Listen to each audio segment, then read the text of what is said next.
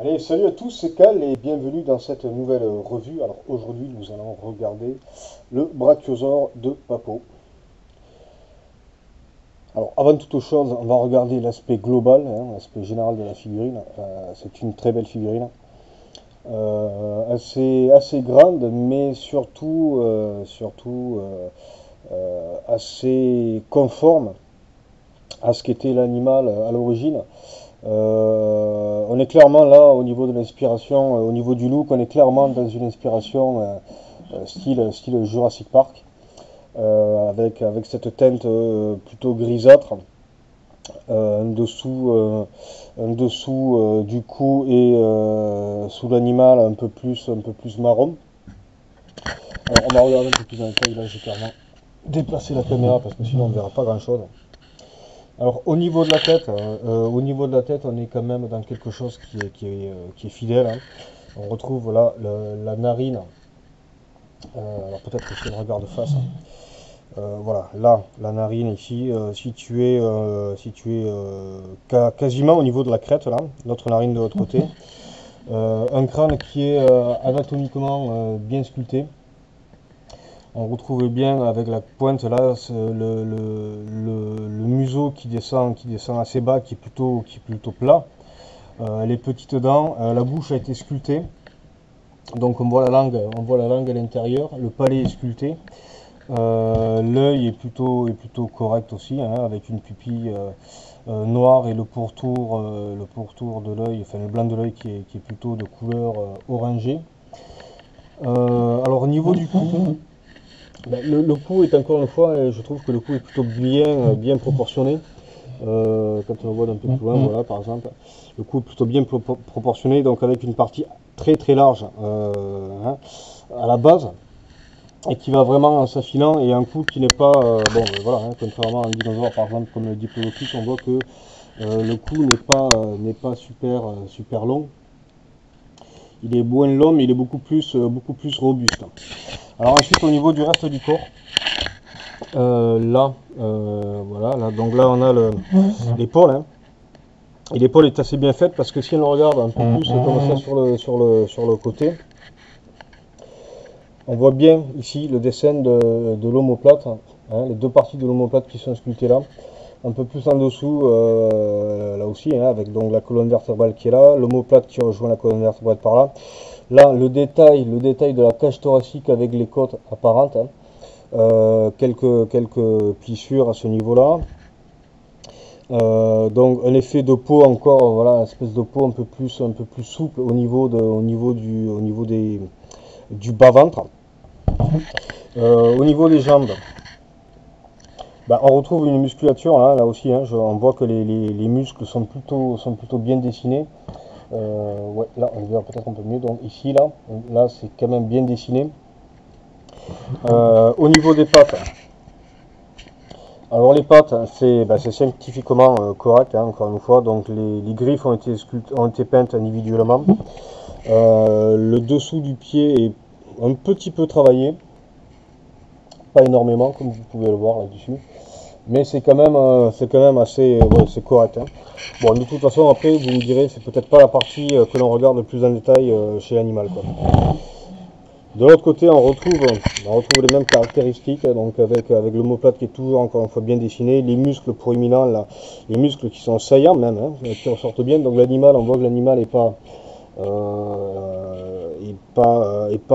super enrobé, hein. C'est plutôt un animal qui est fin, je dirais plutôt qu'il est sec. Voilà, donc il y a du muscle et du muscle apparent, hein. C'est du muscle qui n'est pas recouvert de graisse, donc c'est pas l'animal enrobé, contrairement à d'autres sauropodes.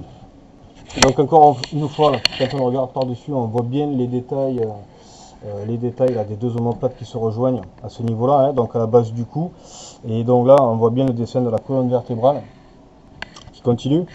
Bon, ben, les pattes arrière, c'est le même traitement, hein, donc les griffes ont été peintes et sculptées individuellement. Même détail au niveau de la musculature sur les cuisses, hein, donc on voit les muscles qui ressortent. Quand on regarde un peu plus en dessus, on a... Alors j'essaie de regarder comme ça, voilà, peut-être, ça ira mieux, voilà. Donc on retrouve le dessin des hanches là, de ce côté, de l'autre côté aussi. La queue est bien proportionnée. C'était pas un sauropode qui avait une queue super longue, hein. Mais c'est un petit peu, j'ai envie de dire, à l'image du cou. Donc c'est bon, même si le cou est plus long, mais je veux dire, la queue est robuste, hein. On voit que c'est quand même large à la base, enfin à la sortie du corps de l'animal, hein, au niveau du sacrum par là. Enfin, le sacrum est plutôt dessous d'ailleurs. Donc à la sortie du sacrum, c'est une queue assez large. Et ça va en s'affinant, mais c'est une queue qui est plutôt courte, hein. C'est pas un animal qui était, voilà, c'était pas le, comment dire, c'était pas le Seismosaurus ou donc une queue plutôt courte, hein. Donc voilà, c'est un animal qui est plutôt bon. Donc maintenant nous allons passer aux mesures, hein. On va remettre tout ça comme ça. Voilà, en espérant que ça bouge pas.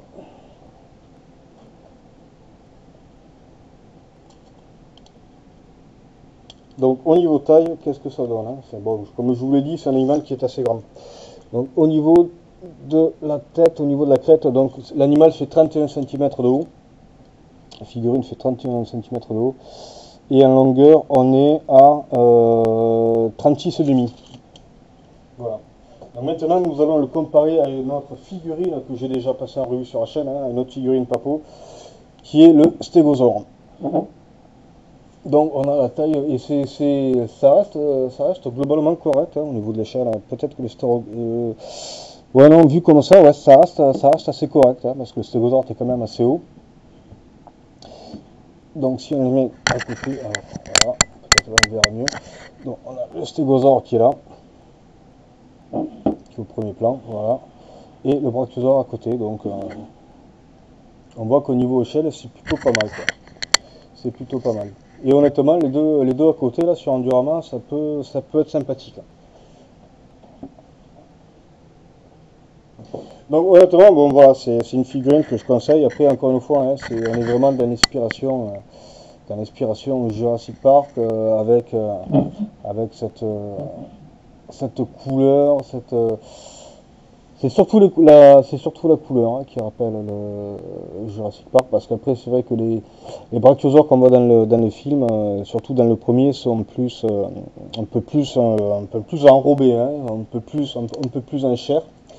Mais bon, c'est pas grave, je trouve justement que d'avoir fait ressortir les détails anatomiques là comme ça, le niveau, enfin les omoplates, le bassin, encore une fois, ça montre un autre aspect de l'animal, hein. Peut-être qu'ils n'étaient pas si gros que ce qu'on le prétend, même si on sait qu'ils devaient peser dans les 50 tonnes, voire plus.